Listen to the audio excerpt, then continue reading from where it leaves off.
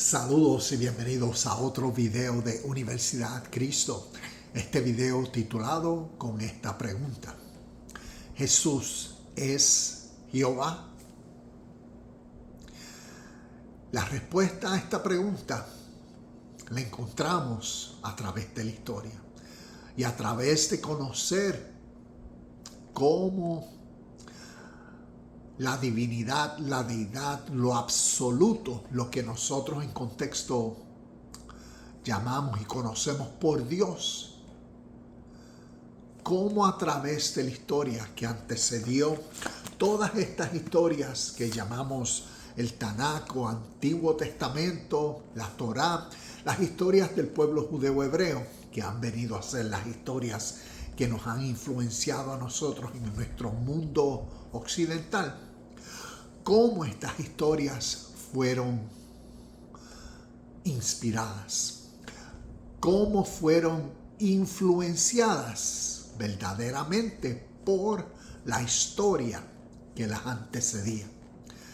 Y esto nos ayudará entonces a conocer a través de la historia cómo otras naciones definían lo absoluto, definían la ley de la vida, definían lo que llamamos Dios. Tal vez para muchos de nosotros, basado a cómo hemos nacido y sido criados y condicionados por la fe, pues interpretamos a Dios de acuerdo a lo que se nos enseñó, de acuerdo a Génesis, de Génesis hasta Apocalipsis. Y entonces, basado en eso, le damos respuesta a esta pregunta de que si Jesús es Dios, se le daría la respuesta: absolutamente sí. Por cómo interpretan las Escrituras de acuerdo al lente teológico de la tradición judeo-romana cristiana. Pero entonces, miremos según el lente histórico, según la verdad de la historia y según la verdad del origen de los conceptos espirituales que no se originaron con el Dios de esta literatura.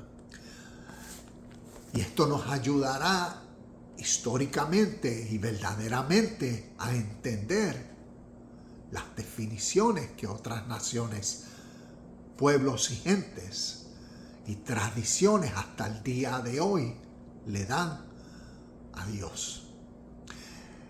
Para que entonces esto nos clarifique la versión o interpretación de Dios que en el Tanaj, o lo que llamamos Antiguo Testamento, el pueblo judeo hebreo, desde su origen, desde nómadas, los Habirús, le dan a sus historias. Y por eso entonces podemos conocer cómo en sus historias tenemos tal vez dos versiones de la creación. En el libro de Génesis podemos ver, según sus historias, cómo el Dios de su literatura se arrepintió de haber creado al hombre y decidió salvar a 8 personas, donde el resto fueron destruidos. Y podemos ver una serie de características, cualidades, que al compararlas con las enseñanzas de Jesús y de cómo se demostró según los evangelios a Dios, para muchos causaría conflictos, porque es como hablar de dos naturalezas totalmente diferentes.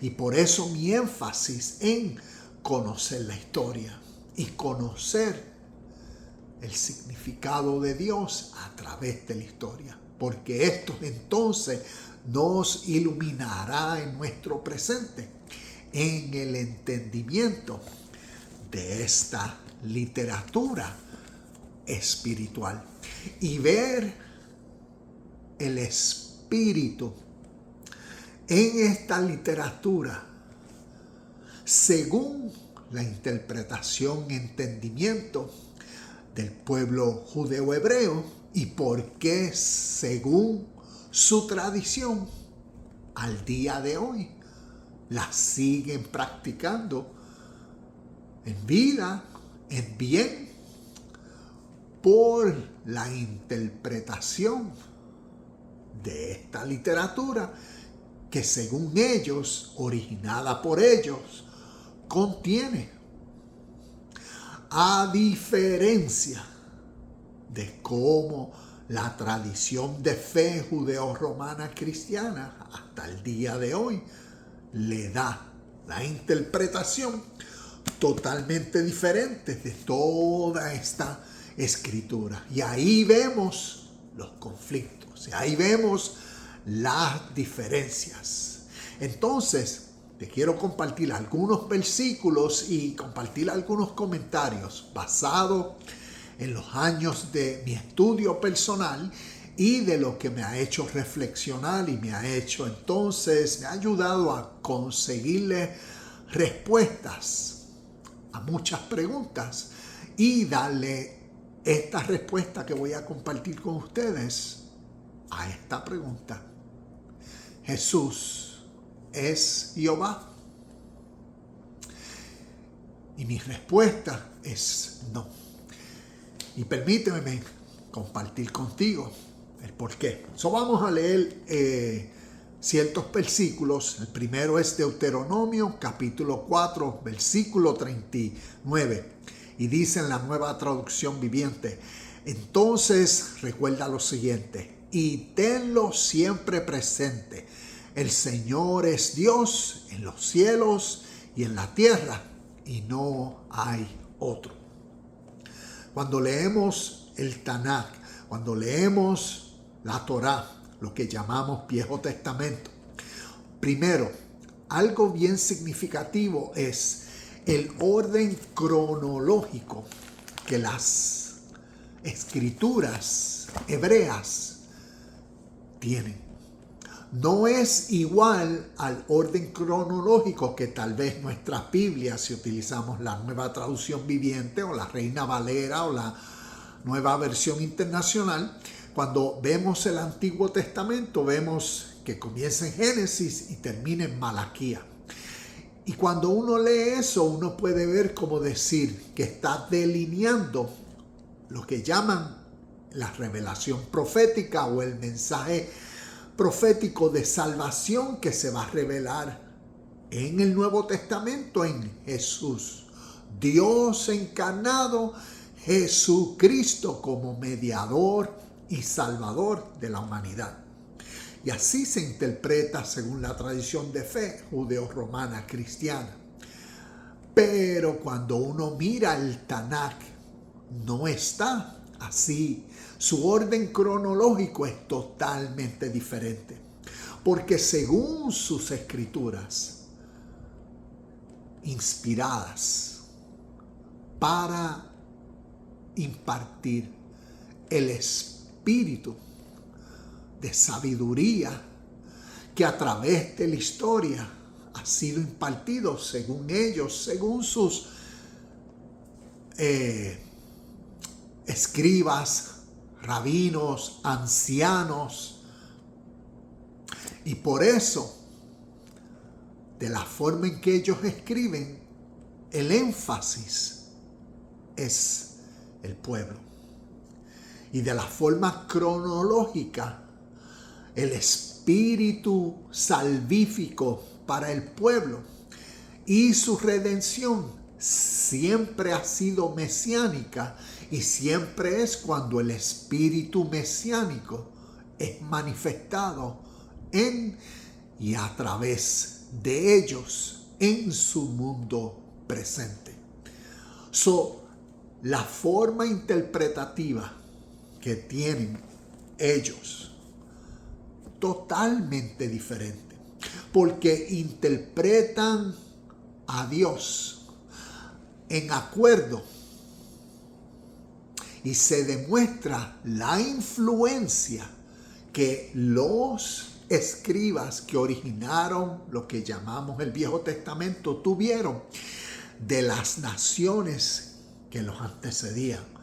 Influencias de Egipto, de Persa, de Sumeria, de Mesopotamia, de Canaán, influencias de la India, influencia de lo que entonces llamaríamos el Antiguo Oriente.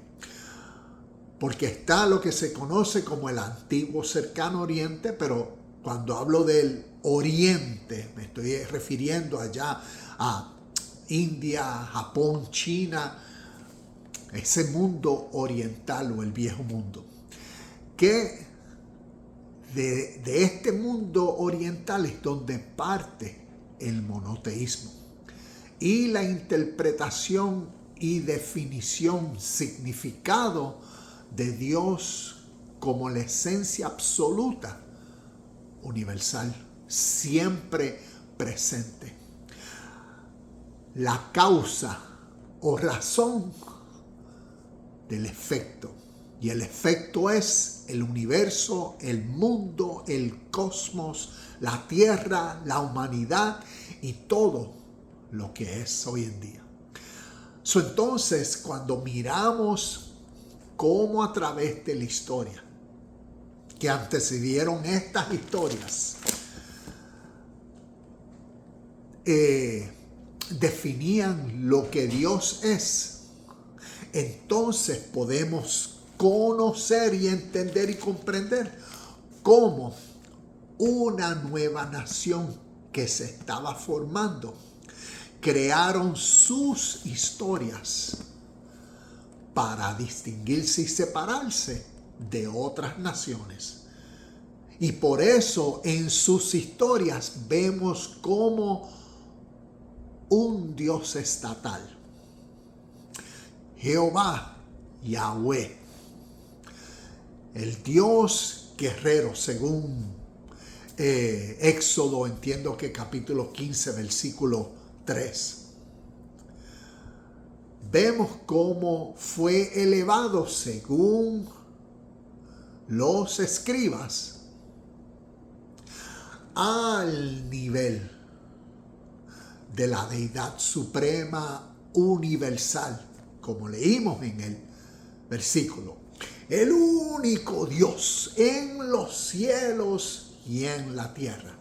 Y cuando conocemos la historia, vemos que entonces lo están igualando a una esencia de la vida siempre presente.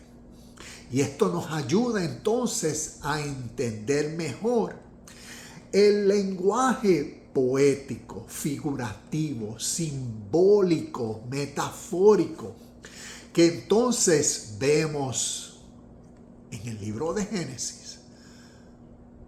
Cuando miramos la historia entonces de Dios, según la literatura del Tanakh, arrepintiéndose de la humanidad y de la condición de la humanidad, y le dice a Noé sobre el arca, y la familia de Noé, 8 personas solo fueron salvas.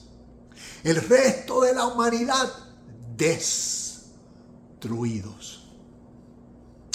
Al conocer las historias que antecedieron esta literatura, podemos no tan solo ver esa misma historia, la historia del diluvio repetida en historias del antiguo cercano oriente, pero más aún podemos entender el significado metafórico o simbólico que las historias contenían.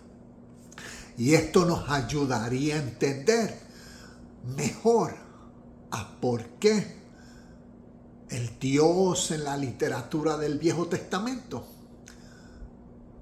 era tan diferente a cómo interpretaríamos al Dios del Nuevo Pacto, al Dios del Nuevo Testamento y Jesús.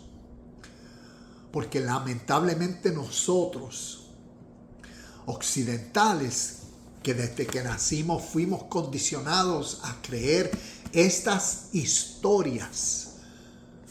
Literalmente, ahí viene nuestro conflicto y nuestras dificultades de entender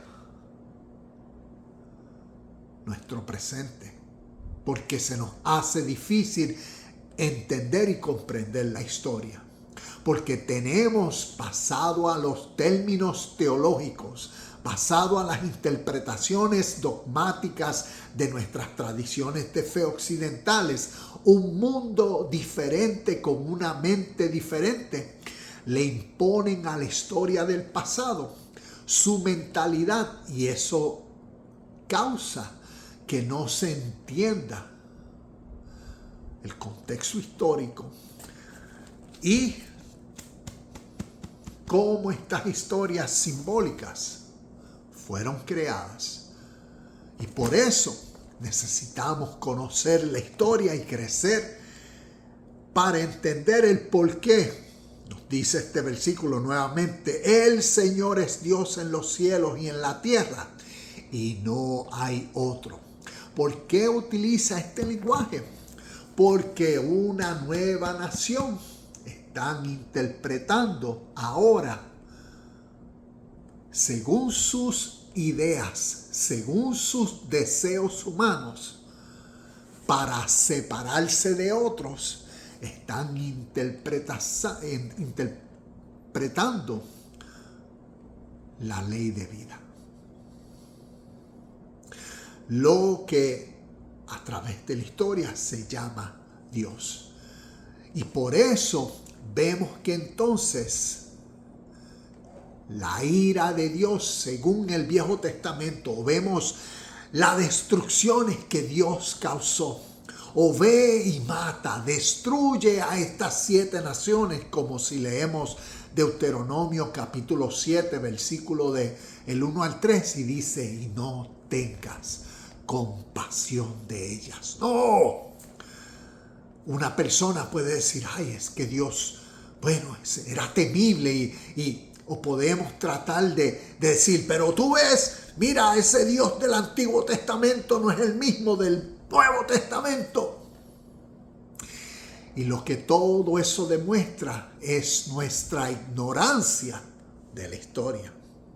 Porque si conocemos, como decir, la literatura, el poema más grande en cuanto a versículos, casi 90,000 versículos, se llama el Mahabharata o el Mahabharata, dependiendo cómo se pronuncie. El Mahabharata es el poema espiritual que proviene de la India, más antiguo del mundo.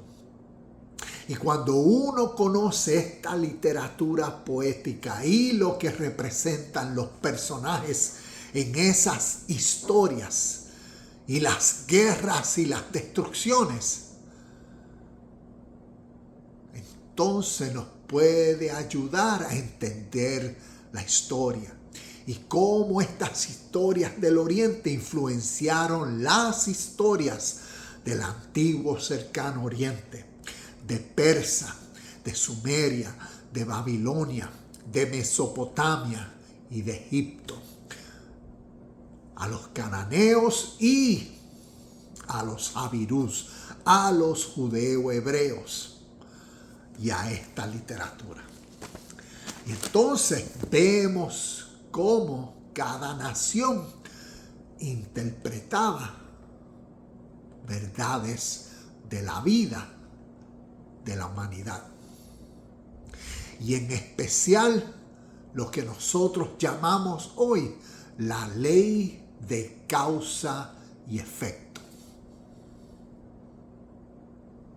Y necesitamos crecer en el entendimiento de la historia, de estos conceptos espirituales, para entonces verlos como a través de esta literatura el pueblo judeo-hebreo ha compartido sus ideas por ellos y para ellos, para distinguirse en el mundo. Y por eso hoy son y se distinguen en nuestro contexto, en muchas áreas de la vida.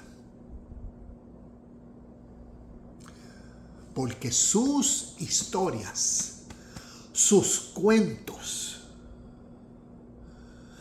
han sido diseñados y fueron diseñados y continúan siendo, como decir, reinterpretados para continuar el trayecto desde su origen. Como desde historias, desde cuentos, se va desarrollando su historia verdadera en el mundo. Y aquí vemos la sabiduría espiritual que la literatura judeo-hebrea contiene. Y a nosotros occidentales nos ciega. ¿Ves? No podemos ver, no podemos comprender lo que su literatura enseña. Porque como hemos sido condicionados a creerla literalmente, es imposible entender sus cuentos espirituales. Y es peor aún, imposible ver en nuestro presente la gloria que ellos contienen en el mundo. Porque desde sus cuentos, historias, han creado y desarrollado su historia en el mundo presente. Esto nos ayuda a conocer la respuesta de no. Porque la pregunta es, ¿Jesús es Jehová? Y la respuesta es no. Y aquí te compartí una de las razones. Otro de los versículos, Isaías capítulo 9, versículo 6 dice: pues nos ha nacido un niño, un hijo se nos ha dado. El gobierno descansará sobre sus hombros y será llamado Consejero,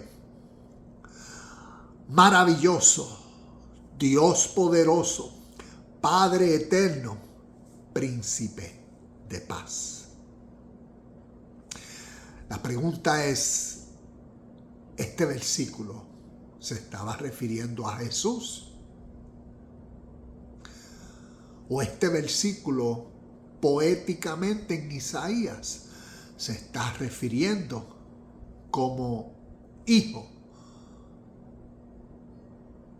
a seres humanos que representaron y siguen representando a esta nación?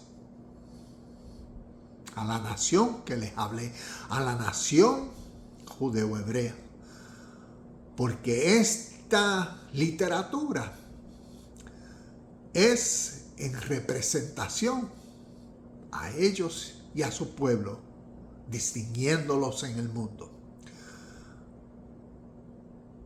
Necesitamos conocer mejor, entender mejor Isaías como un libro poético y ver qué tipifica, qué representa o simboliza este niño y verlo en contexto de acuerdo a todo el libro. Inclusive cuando vemos el desarrollo del libro de Isaías, vemos un detalle que constantemente hace referencia al siervo sufriente. Al siervo sufriente.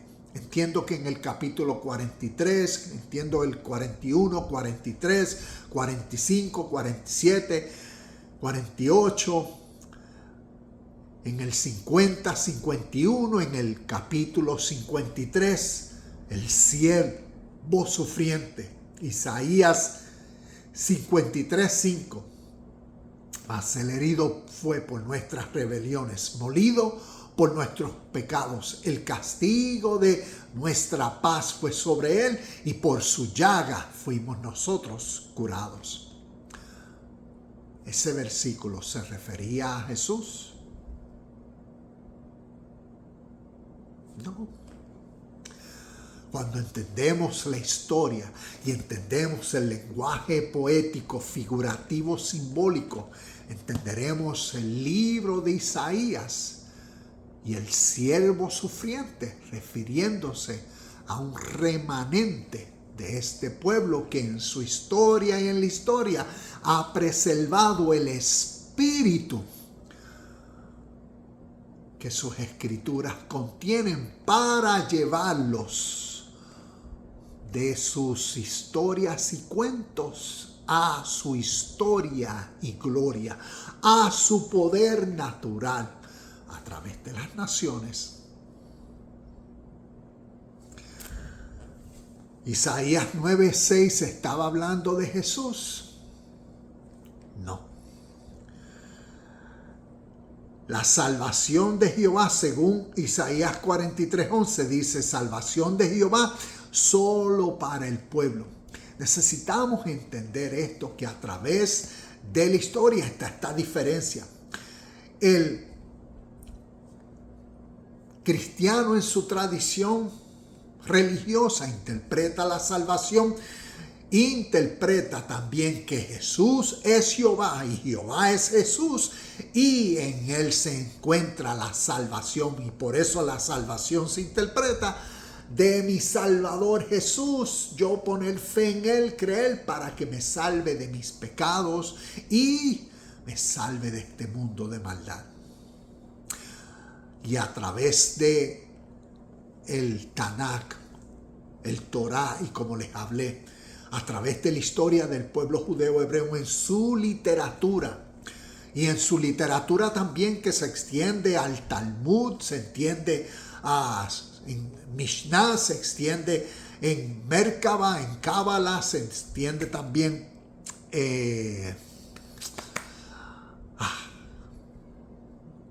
estoy pensando en una serie de interpretación también que tienen espiritual. Wow, ahí tengo el libro y se me fue de la mente. Si me viene, le comento. Pero en todos estos tipos de interpretaciones siempre el énfasis no es el individuo, sálvame a mí que me pierdo. El énfasis es el pueblo y el crecimiento de todos, porque en el crecimiento de todos, el pueblo, la nación, los individuos serán beneficiados. Y necesitamos ver que la salvación, según la historicidad y según la interpretación espiritual de lo que llamamos Viejo Testamento, es la gloria del pueblo. Y la gloria es el crecimiento en el mundo natural, el poder en las áreas significativas del mundo natural. Y si abrimos los ojos en nuestro presente, podemos ver la gloria de esta nación y pueblo como cumplimiento de su salvación y su Salvador. Su Salvador en la forma interpretativa de sus historias espirituales, diferentes a las definiciones espirituales que otras naciones le dieron al espíritu de lo absoluto o ley universal, o lo que llamamos Dios como Padre de todos. Por eso en la literatura judeo-hebrea vemos a Dios haciendo una elección sobre algunos, sobre el pueblo. Y entonces después, por medio del pueblo, según el mismo libro de Isaías, entonces todo el mundo vendrá a conocer al Dios de Israel. Necesitamos despertar para poder despierto entender estas historias. Continúo. Entonces Isaías 43:11 dice, yo Jehová, y fuera de mí no hay quien salve. ¿Ves? Entonces, al nosotros conocer qué representa el Dios de la literatura judeo-hebrea, representa para ellos una deidad allá arriba que no se puede mencionar el nombre, que es tan sagrado que ni sabemos cómo se menciona, ni se puede mencionar, o es el tetragramatón, o es Yod-Heh-Vav-Heh, o es el cualquiera de los nombres, todo eso. Ideas que pueden dejar a la persona en lo superficial y no entienden la esencia de sus ideas espirituales, sus ideas que impulsan su motivación por el cual vivir en su contexto presente y hacer lo que hacen por sus ideas para entonces se dé el cumplimiento, ¿ves?, de esta palabra. Y podemos decir de esta palabra profética en el sentido de que, como dice, yo Jehová, y fuera de mí no hay quien salve. Y si Jehová representa una ley, ¿cómo es esa ley? ¿Cómo esa ley es definida e interpretada por ellos? Entonces nos ayudará a entender por qué fuera de esta ley para ellos no hay salvación, porque la salvación se encuentra en el beneficio de la nación, en su gloria y crecimiento. Y todavía sigo pensando en el libro que no me acuerdo, el Tanakh, Torah, Mishnah, Kabbalah, ¿no? Hay una que tiene que ver con mucha interpretación espiritual que ellos tienen y cómo interpretan su sabiduría espiritual. Y es cómo interpretar sus historias, no literalmente. Y por eso entonces, ¿qué simboliza la barca? ¿Qué simboliza el agua que destruyó a todas las personas? ¿Qué simboliza entonces? Ve y mata a mujeres, a hombres, a niños. No dejes nada por vida. ¿Ves? Si no entendemos los símbolos de la historia, y uso como ejemplo el Mahabharata, también puedo usar como ejemplo el Bhagavad Gita, que constantemente hablo. En el Bhagavad Gita capítulo 1 y capítulo 2, Krishna, hablándole a Arjuna. Arjuna es un guerrero que está a punto de pelear la batalla de su vida. Y Arjuna le pide a Krishna que le guíe el carro de guerra donde tiene los 5 caballos y ahí están montados, y que lo ponga en el centro del campo de guerra para Arjuna ver a quiénes él tiene que matar y destruir, contra quiénes él tenía que guerrear, quiénes eran los que querían tener posición y gobernar su reino. Y cuando Krishna lo llevó al centro del campo de guerra, ¿a quiénes vio? ¿Quiénes eran los guerreros que lo querían destruir a él? Eran sus parientes, familiares, sus amigos de escuela, eran sus maestros de escuela, eran todas las personas que desde que Arjuna nació habían sido influenciadas y habían influenciado su vida y su contexto.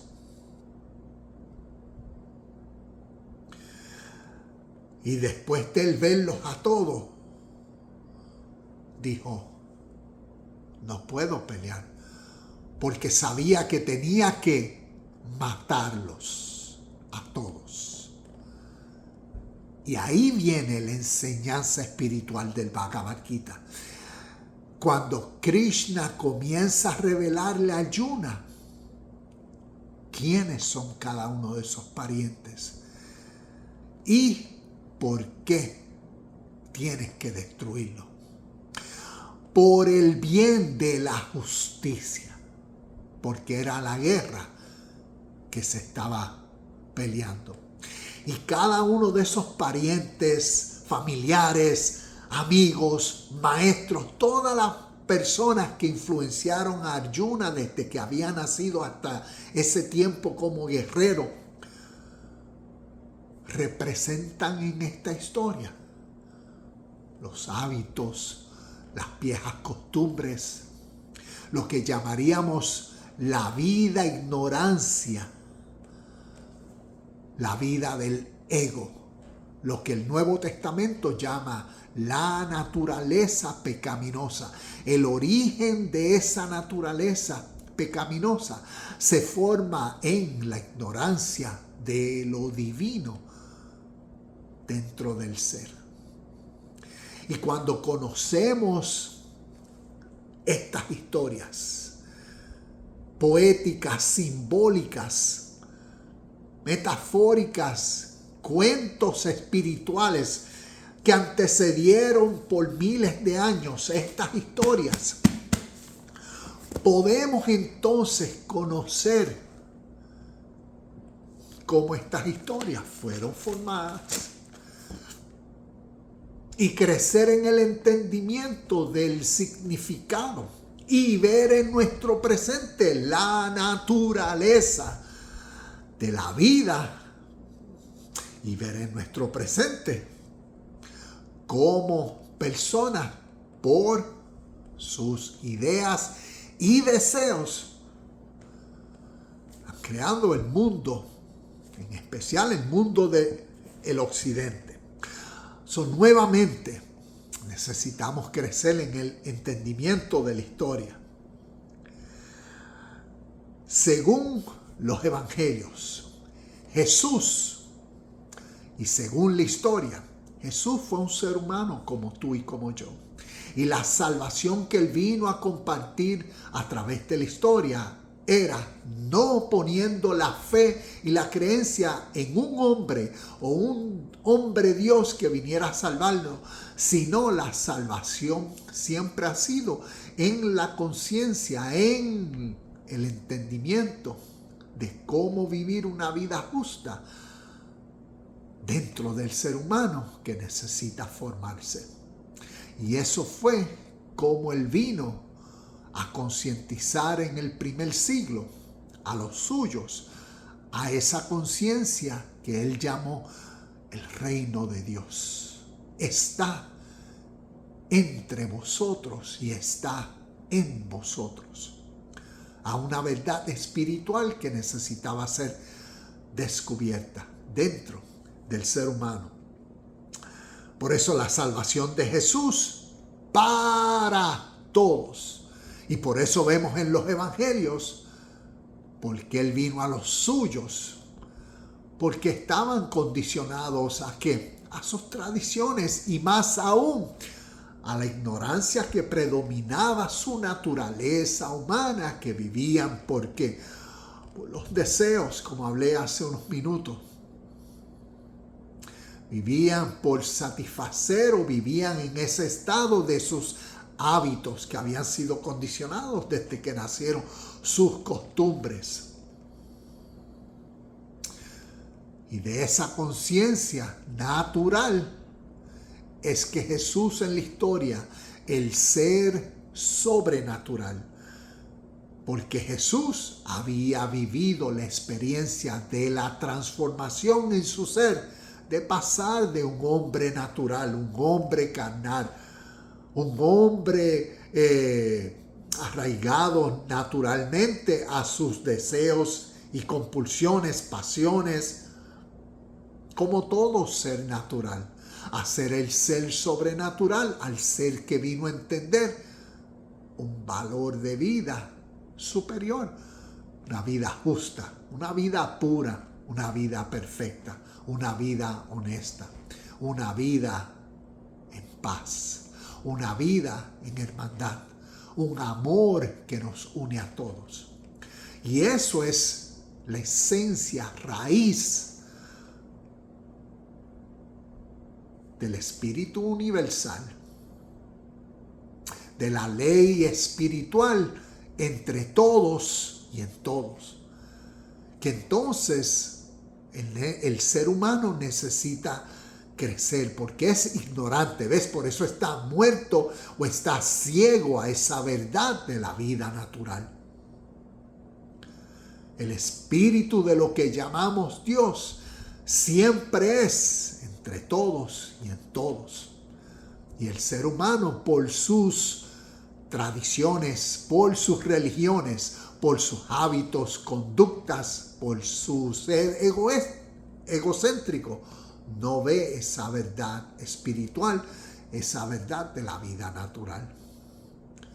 Y por eso Jesús en la historia vino a ser el Cristo, para que el mismo Espíritu, Cristo, fuese también formado en los seres humanos.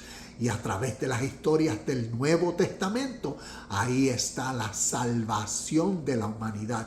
Cuando el mismo Espíritu, la misma iluminación se forma dentro del ser humano, que causa una nueva voluntad para esa vida pura, honesta, de hermandad, en amor, en Dios, en la ley universal siempre presente entre todos y en todo.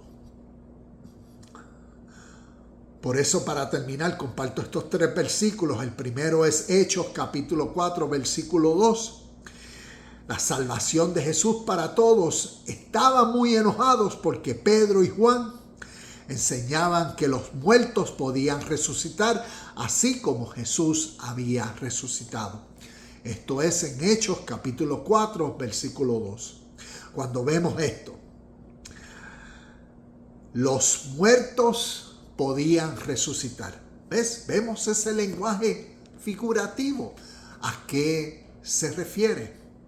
A esas personas, ¿ves?, que eran ignorantes. Por eso estaban muertos en su condición de pecado. Personas arraigadas a su mundo habitual, a sus características, a complacer sus deseos, a sus hábitos y costumbres que su sistema sociopolítico y tradiciones religiosas los había condicionado. Y en ese estado, esos muertos fueron resucitados en Cristo, en el mismo Espíritu. Y como nos dice el versículo, Jesús fue esa evidencia. Jesucristo, Jesús el Cristo. Jesús, el ser humano tal y como ellos, tal y como tú y yo, un ser humano en la historia que también había resucitado de entre los muertos, refiriéndose a eso mismo, que su naturaleza interior había sido vivificada, a esa naturaleza sobrenatural. Y así como Él resucitó de entre los muertos, lenguaje figurativo, así los muertos resucitan. Y así históricamente los Evangelios y Nuevo Testamento comparten sobre la salvación en Cristo. Cuando Cristo, el Espíritu de la vida eterna, se forma en el ser humano. Y vemos esa diferencia entre Jesús y Jehová. Jesús el Cristo, Jesucristo, según los evangelios, según la historia, en estos poemas para la edificación espiritual del ser humano, revela al Espíritu universal, a la ley siempre presente, al Espíritu de Dios que forma al ser humano. ¿Ves? Que ilumina al ser humano, y el ser humano ahora en esa nueva mentalidad es un ser lleno de paz, de calma, de felicidad. Un ser que ve a todos como su hermano, porque ve el mismo espíritu universal en todos, así como Él es. Y por eso en contexto es el ser humano que ama a Dios sobre todas las cosas y a su prójimo como a sí mismo. Ama al prójimo porque el prójimo es uno igual. Y así es como los evangelios nos demuestran espiritualmente la esencia universal, el espíritu eterno. A diferencia de cómo espiritualmente se interpreta Yahweh, Jehová, el Dios de la literatura del pueblo judeo hebreos, porque ellos le dan una interpretación individual, personal para ellos, primordialmente. Y después, por medio de ellos, entonces alcanzará al gentil. Y vemos otra evidencia de por qué Jesús no es Jehová y tenemos que crecer en el entendimiento de la historia. Primera de Juan capítulo 4 versículo 14 dice: y nosotros hemos visto y damos testimonio de que el Padre envió al Hijo para ser el Salvador del mundo. Cuando miramos este versículo, vemos cuando dice envió al Hijo para ser el Salvador del mundo, pero no, al principio dice y nosotros hemos visto y damos testimonio de que el Padre. Estudia esa palabra visto. Ves que tiene que ver con ver y no con ver con estos ojos, porque se está refiriendo a cómo el ser humano ve lo espiritual. Y a través de el lenguaje figurativo que desde el oriente al occidente ha sido utilizado, utiliza el término de ver, refiriéndose a percibir, a comprender, a entender. ¿Ves? Por eso la revelación o la iluminación, ¿dónde eso pasa? ¿Dónde se puede ver lo espiritual? ¿Dónde el ser humano puede ver a Dios? Es a través de su conciencia, a través de su entendimiento. Como Mateo capítulo 5, versículo 8 nos dice, los puros de corazón, ¿ves? Verán a Dios. ¿Dónde lo ven? En la pureza de todo lo que hace. Y en esa actitud de pureza y perfección, ven a Dios en todo y en todos. ¿Cuándo? ¿Dónde? No allá en las nubes y en los cielos, sino en su activa vida, siempre presente. En cómo piensa, habla y todo lo que hace. Y vemos que entonces, como nos dice, nosotros hemos visto, ¿ves? Entendemos y damos testimonio, ¿ves? Nuestra vida es testimonio de esto, de que el Padre, ¿ves? Esta ley universal, este espíritu de vida envió a su Hijo. ¿Y quién es el Hijo? El mismo espíritu en este lenguaje figurativo y simbólico que forma entonces al ser humano para ser en unión, unificado, vivificado por el mismo espíritu, para así en su vida ser la presencia manifiesta de todo lo que Dios es en justicia, en paz, en amor, en verdad. Y el último versículo, primera de Juan, capítulo 5, versículos 20 y 21, y vamos a ver que dice prácticamente algo bien similar. Y sabemos que el Hijo de Dios ha venido y nos ha dado entendimiento a fin de que conozcamos al que es verdadero. Y nosotros estamos en aquel que es verdadero, en su Hijo Jesucristo. Este es el verdadero Dios y la vida. eterna. Este versículo nuevamente, utilizando un lenguaje simbólico y figurativo, nos revela la esencia espiritual que causa una vida sobrenatural. Cuando la esencia del espíritu de esta vida, la esencia de lo absoluto, la ley siempre presente, forma la mentalidad humana y lo responsabiliza, lo motiva, ¿ves?, a ser sobrenatural, a ser mejor. Ese ánimo, ese aliento, ese impulso, fuerza hacia una nueva voluntad. ¿Por qué? Por una nueva percepción, un nuevo entendimiento.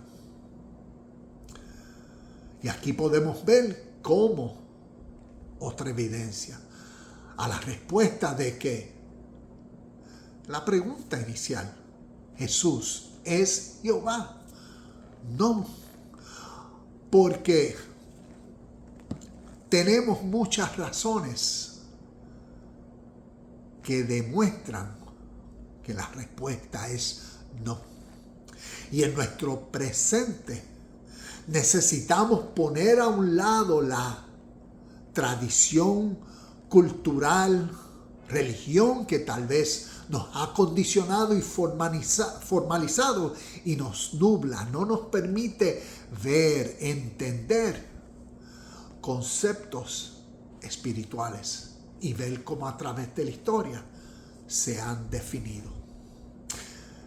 Hacer esto nos ayudará a entender mejor nuestro presente y a vivir conforme a la historia revelada y lo que la iluminación dentro de uno, como la conciencia de Cristo formada en uno, causa, porque nos empodera para vivir lo que nos resta de vida en gloria. Y también nos revela el presente estado de cómo otras personas, por sus tradiciones, ideas interpretativas y deseos humanos, viven. Y podemos ver con claridad la verdad de nuestro presente. Namaste, shalom y bendiciones, y nos vemos en el próximo video de Universidad Cristo.